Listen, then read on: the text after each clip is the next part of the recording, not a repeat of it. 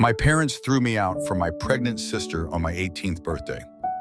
But what would you do if your family saw you as a mistake and threw you out on your birthday? For Harper, this was the start of a heartbreaking yet triumphant journey. What could have happened to turn her sister's wedding into an unforgettable showdown? Before continuing the story, tell me which city you're watching from. I want to know how far this video has come. Don't forget to like and subscribe to the channel so I can send you exciting stories like this every day. My dad, Ernest, 65 million, is a middle management who never challenges my mom, Margaret, 63, who is a career-obsessed corporate juggernaut. Then there is my sister, Emily, 32F, who has never given a damn about me and is 14 years older than me. I was an unwanted surprise when I entered this world. When Mom found out she was pregnant at age 45, she initially assumed it was menopause. She desired an alternative answer, but by the time she met a doctor, it was too late. My arrival wasn't the consequence of a loving parental decision based on what I've pieced together from overheard discussions and family whispers. I spent more time in the hospital than at home because I was born prematurely and had multiple health problems. Mom never paid much attention, constantly saying she had meetings that were too important to miss. Dad and my Charlotte alternated in keeping an eye on me. Charlotte has become the family's saint. Rachel was there speaking encouragement through the incubator while my mother was probably closing deals. "You're going to be just fine, little one. You're stronger than you know." I still think about those words when things get hard. Upon my eventual release from the hospital, my grandfather George took over once more. After determining that our home was insufficient for 2 children, he purchased a brand new 5-bedroom mansion with an enormous backyard in one of Boston's greatest neighborhoods. However, the emotional gap in that home could not be filled by any amount of wealth. The immaculate white carpeting, high-end furnishings, and carefully chosen artwork made growing up there feel like living in a museum. I knew right away that I wasn't a part of the display and was an unwanted artifact. When I was 5 years old, I have one of my best memories. On this Take Your Child to Work day, my classmates were all thrilled to go to their parents' places of employment. Mom gave me a look that made me feel foolish when I asked if I could go with her. "Don't be ridiculous, Harper," she yelled. I chose to spend the day with Charlotte at her comfortable painting studio instead, saying, "I have important meetings all day. You just be in the way. Besides, the office isn't a place for children." She gave me permission to paint, displayed my creations on her walls, and gave me a sense of importance. My haven was school. In an effort to avoid returning home, I threw myself into my studies and joined as many clubs as I could. "Such a quiet, well-behaved child," my teachers would say, praising me. They had no idea that I was afraid of being a burden at home, which is why I behaved well. Even during her brief holiday visits, Emily's lack of interest was evident, even though she was already enrolled in college when I entered elementary school. During the holidays, she would come in and tell me about her wonderful college experience, without mentioning me other than to gripe about how her old room had turned into my messy kid space. Grandpa George did his best to make up for my parents' lack of interest. Every few months, Dad would travel from Canada to visit, always bringing thoughtful presents like art supplies, books he knew I would enjoy, and other items that demonstrated his genuine interest in me. However, his presence was insufficient to address the underlying dysfunction in our family dynamic. In essence, Mom's approach to parenting was to spend money on issues and hope they would go away. Lessons in dance, yes. Tutoring in private, in any case. Attending my performance or parent-teacher conferences in person? Sorry, important meeting, can't reschedule. I received the same apathetic reaction for every accomplishment I made. "That's nice, dear. Dad wasn't much better. Now please be quiet. I'm on a call." It turned out that his promise to Mom that he would assist her with me if she chose to have me was a hoax. He was never too tired or too busy to hang out with me. I once tallied how many times he used his favorite phrase, "Not now, Deborah," in a single weekend, 17 times. I can still recall my 10th birthday. Naturally, Mom and Dad forgot. Without even asking what I would desire, they hurriedly ordered a pricey cake and threw money at me when Charlotte reminded them. Emily never gave a call. The only actual celebration took place the next day at Rachel's house, when she set up a small gathering with homemade cake and decorations that she knew I would adore. I became increasingly aware of the truth of my circumstances as I grew older. I pieced together the facts from bits and pieces of drunken confessions and whispered disputes that I shouldn't have overheard. When I was 12, I overheard my parents arguing about me one evening.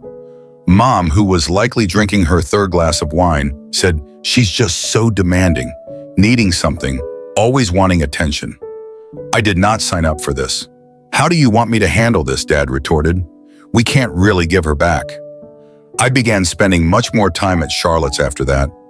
Her modest yet comfortable home turned to become my actual residence. She would listen to my issues, help me with my homework, and teach me how to cook.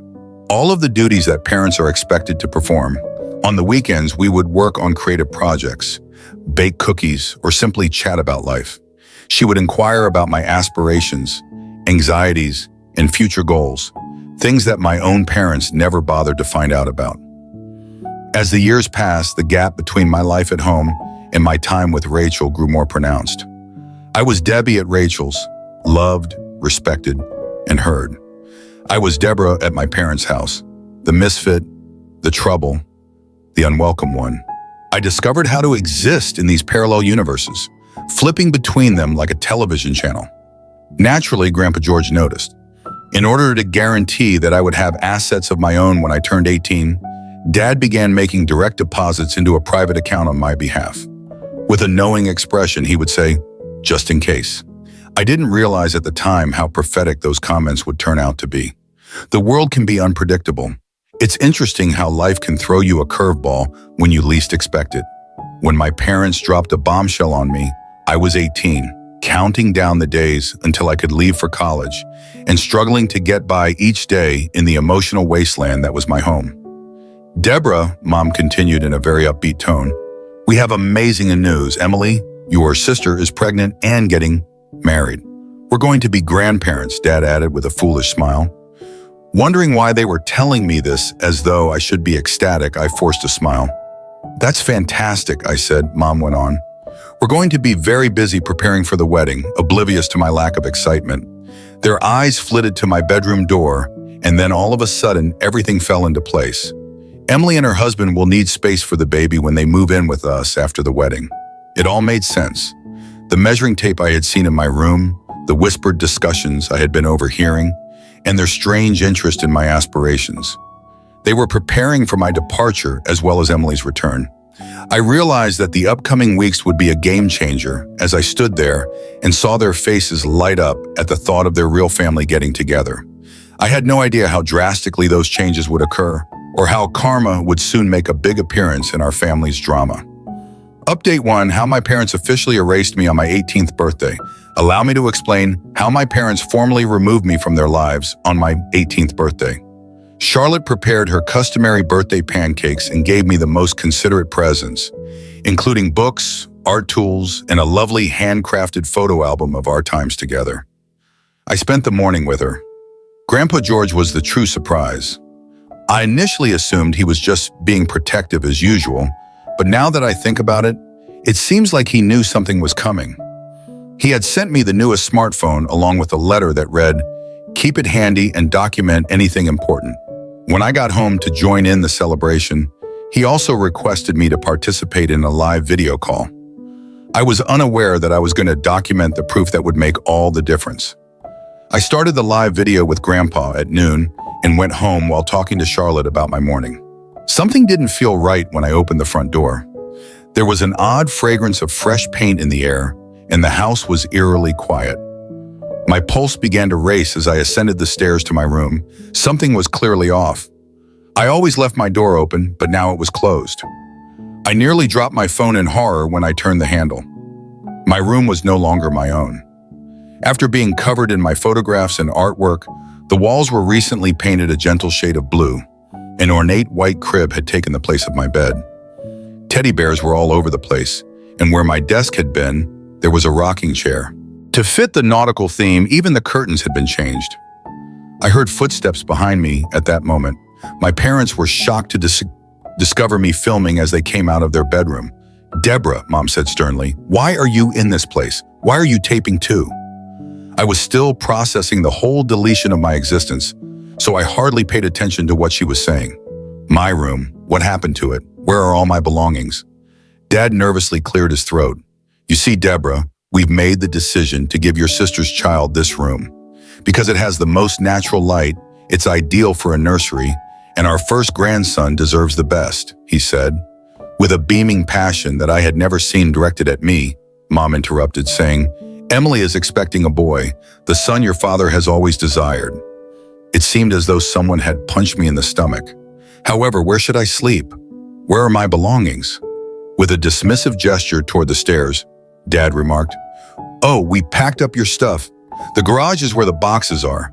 When you depart, you ought to bring them along. Go! My voice broke. Leave, what do you mean? I call this place home. Mom's phony grin wavered. Deborah, you must comprehend, dear. There just isn't room for you here anymore, especially with Emily and her husband moving in and the baby on the way. Furthermore, you should learn how to support yourself now that you are a teen. What I was hearing was unbelievable. No, I murmured, my voice wavering. No, I won't go. I also called this place home. You can't just ignore me like I don't exist. Mom finally lost her temper and said, For heaven's sake, Deborah, avoid being tough. This is about family, not about you. I am a member of your family. Tears were flowing down my face as I yelled, I am your daughter. My birthday is today, and you're throwing me out.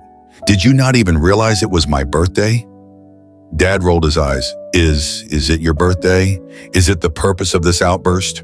We have no time for such nonsense. Their indifference struck me like a blow to the body. Mom looked anxiously at my phone, which was still filming everything while I was crying. Stop causing a commotion, she growled.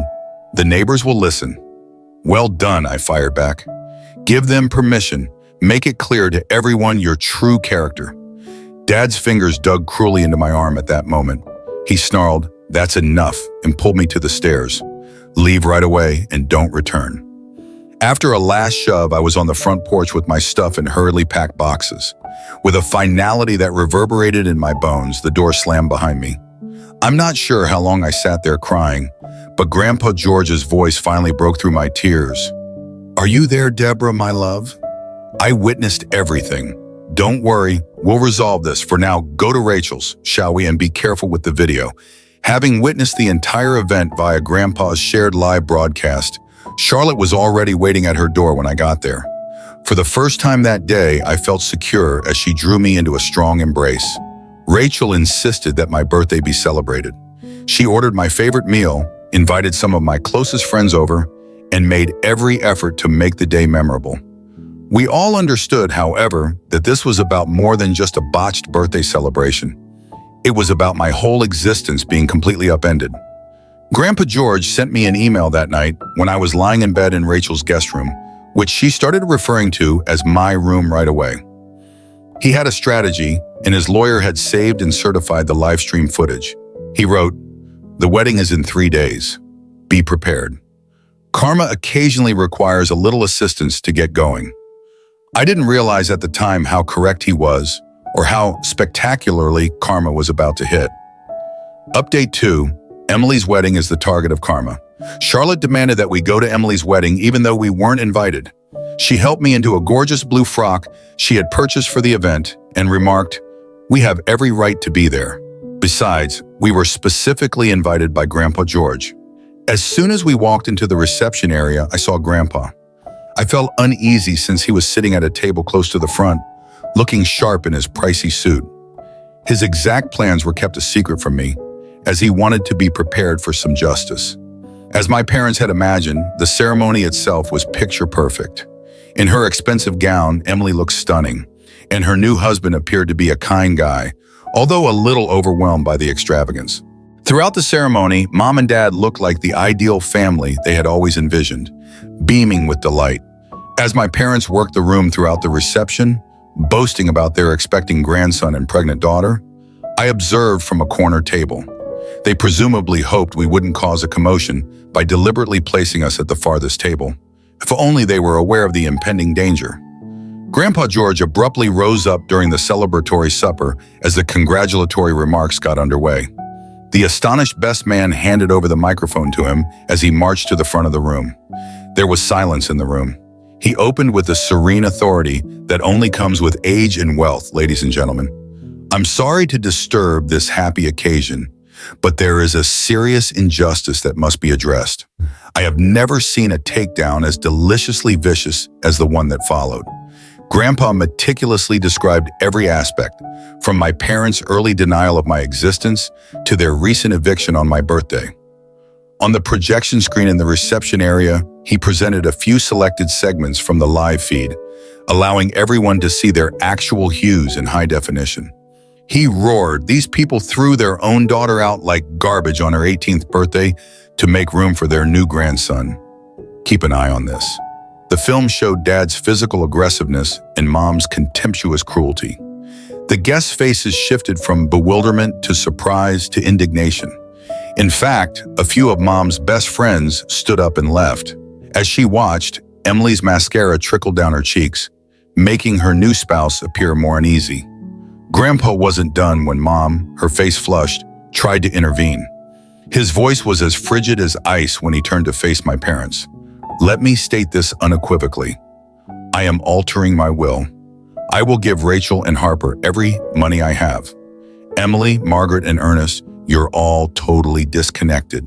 The investment accounts, the trust monies, everything disappeared." The outcome was instantaneous chaos. Mom cried out in a choked voice. Emily wept about the future of her unborn child, and his dad's face became a frightening shade of purple. The biggest surprise, though, was when a number of Dad's business associates got up and walked away, pointing out their business cards to Grandpa as they went. As you can see, my parents were unaware, or had conveniently forgotten, that Grandpa was not only rich, but also a significant investor in a number of businesses, including the one where Dad worked and many of Mom's most important clients. Grandpa had a significant impact on both their business and social networks. Mom's well-cultivated social circle started apologizing and departing as we watched. Suddenly, Dad's coworkers were unable to look him in the eye. Emily's in-laws appeared to be having a heated argument while gathered in a corner. When Emily's new husband got up and declared he needed some air, it was the last straw. He still hasn't returned. He is reportedly speaking with divorce attorneys because he doesn't want to be associated with a family that has such a well-publicized problem. The best thing, though, is this. Do you recall the business cards that people were giving to Grandpa? As it happens, a number of Dad's colleagues had been searching for fresh investment prospects. By the end of the evening, Mom's clientele was beginning to appear extremely slender, and Dad's business had lost 3 significant investors. Grandpa smiled at me contentedly as we walked out of the celebration. Letting people ruin themselves is sometimes the best kind of retaliation, my love. All I did was make sure their audience was appropriate. Since then, my parents have been bombarding my phone with frantic messages about understanding, forgiveness, and family. They even attempted to break into Rachel's house yesterday when they arrived. I made the decision that enough was enough at that point. After glancing at Rachel, I made the choice that would alter everything. "I want you to be my legal guardian," I replied. Our lawyer claimed it was almost a slam dunk with the video proof we had, and the paperwork was already underway. The reputation of Mom and Dad was in ruins. Their financial future appeared bleak, and they had been abandoned by their social group. At the time, Emily was residing with our parents. Her idyllic life was falling apart around her, and she was being shut out by her husband's family. As they say, karma is a wonderful thing. Tomorrow, I'm going to file for a restraining order. It should be an easy win because of the video proof of Dad's physical assault and their emotional abuse. If we wish to pursue a civil complaint, our attorney thinks we have sufficient funds for one as well. Grandpa George wasn't joking when he said that karma needed a little assistance occasionally, but it was worth every tear I ever shed because of my parents to see their meticulously maintained facade fall apart. Third update, I'm finally prepared to discuss how the wedding went, even though the effect has been utterly devastating. Karma did more than simply strike back. It composed a symphony of justice that would make any fan of vengeance cry with delight. Let's begin with the court case. Only 2 weeks after the disastrous wedding, the court hearing for Rachel's guardianship and my restraining order was set. My parents appeared in their most favored role, that of loving, worried parents who only wanted their daughter back. They had even engaged a public relations consultant to assist them develop their image, giving them advice on how to come out as contrite. The sight in the courtroom was unreal. In contrast to her typical power suits, Mom dressed her best concerned mother attire, complete with natural makeup and modest jewelry. In fact, Dad had a new haircut and, of all things, a Bible with him. They had even brought in character witnesses, mainly well-off friends who were prepared to attest to their commitment as parents. They weren't ready for what we had, though. In addition to the birthday video, our lawyer provided years' worth of financial documents that demonstrated how they had misappropriated the assistance funds that Grandpa had been sending for my upbringing. As it turned out, they had been transferring the majority of it, more than $200,000, to their personal investment accounts in Emily's trust fund. I will never forget the judge's expression as the footage was being played again. She even halted the proceedings to inquire if I wanted to file criminal charges when it reached the point when Dad physically pulled me out. I refused. It was enough torture to watch their world fall apart. She was adamant, nonetheless, about sending the case to the district attorney's office for examination. For my parents, the judge's decision was terrible. In addition to being given full guardianship, they were mandated to reimburse Rachel for all of the money that had been embezzled from her support, plus interest. They must keep at least 500 feet away from Rachel and myself, according to the restraining order that was granted. However, that was only the start of their demise. Do you recall the wedding's business contacts? They were rushing, not simply walking away. After a number of investors left, Dad's company carried out an internal audit, which revealed several dubious choices he had made. He was relegated to a role with little actual authority or client contact, but he wasn't dismissed outright. Interns now share a cubicle with the man who once held the corner office. Even more spectacularly, Mom's career collapsed. Her once advantageous reputation as a brutal businesswoman was now viewed differently. Clients canceled contracts citing ethical concerns when the video of her ruthlessly evicting her own daughter went viral in local business circles. She now reports to someone who was once her junior associate after her corner office was moved to a cubicle 3 floors down. The social repercussions were just as disastrous. Following a particularly contentious board meeting where the video was aired, their membership in the country club was canceled. To get away from them, old friends crossed the street. Their names inexplicably disappeared off the donor wall when their church requested that they take a break from committee work.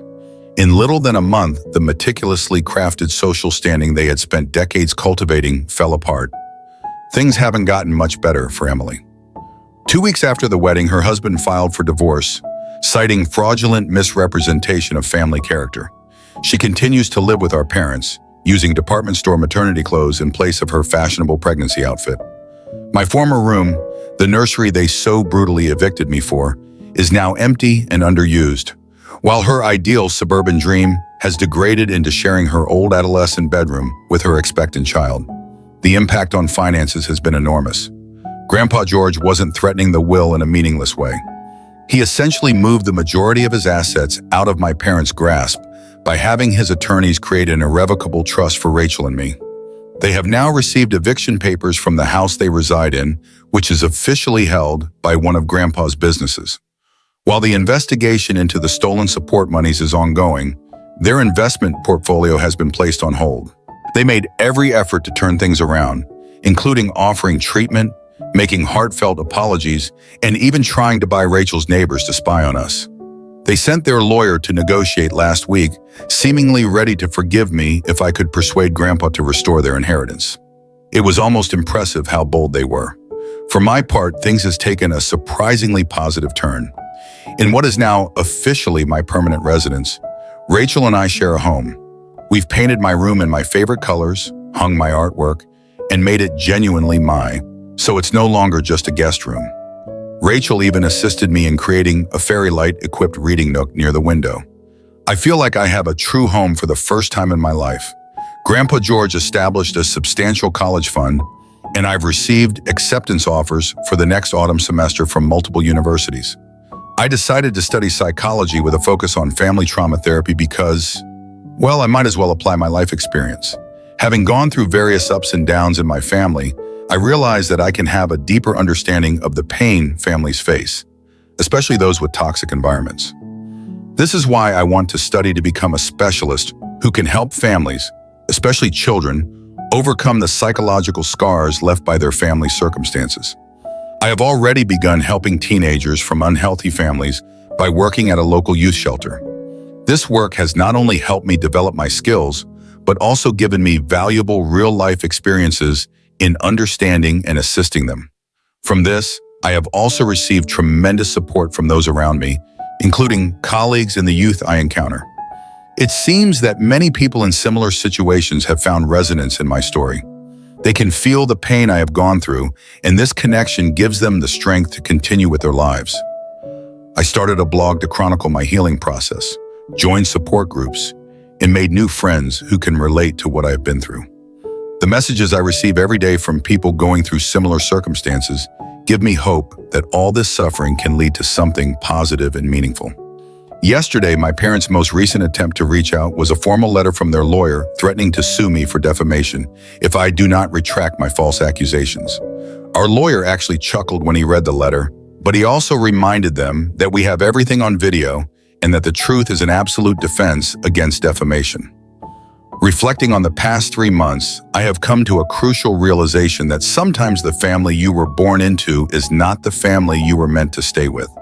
This has been a major lesson I have learned throughout this period, and I believe it is a truth worth sharing with those who are going through similar challenges. I learned what unconditional, encouraging, and respectful family love looks like from Rachel and Grandpa George. They have never asked for anything other than my happiness and well-being.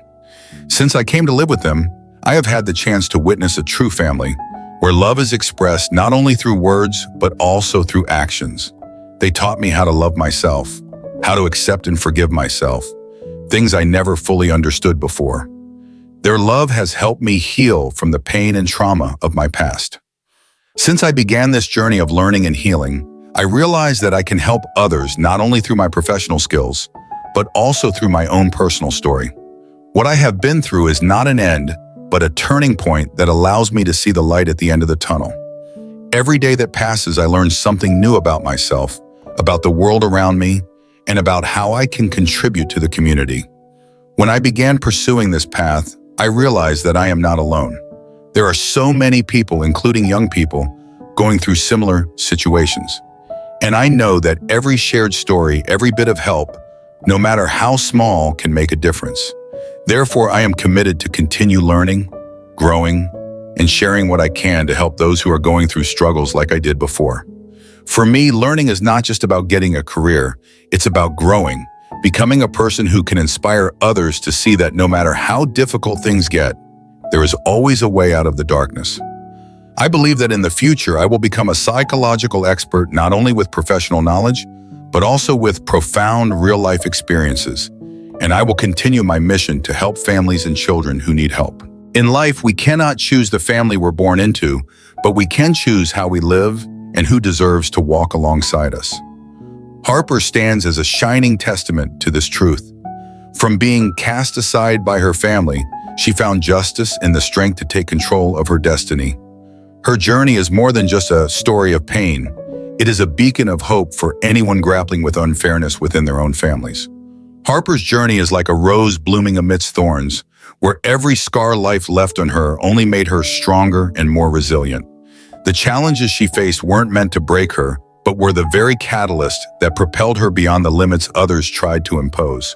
Each step she took was a reminder that every individual has their own worth, and no one has the right to define our lives but ourselves. But have you ever stopped to wonder, if you were in her shoes, what would you do? Would you have the courage to stand up for your rights and seek justice, or would you choose to silently endure the pain? The answer lies not just in the choices we make, but in the belief that every hardship can lead to a brighter ending if we refuse to give up. Harper didn't just reclaim her value, she opened a new chapter of her life, surrounded by those who loved her unconditionally. The emotions in this story go beyond sadness and disappointment. They are filled with pride in a journey of personal growth. It's a story of resilience, faith, and justice. It shows us that even in the darkest times, there is always a light to guide us, as long as we have the courage to rise and move forward. Harper's life teaches us an invaluable lesson. Blood ties do not solely define family. A true family consists of those who love, support, and stand by us through thick and thin. As this story has shown, sometimes karma doesn't take long to deliver its reckoning. If this story resonated with you, don't forget to hit the subscribe button and ring the notification bell to stay tuned for more inspiring stories. We're here to share and spread inspiration to all of you.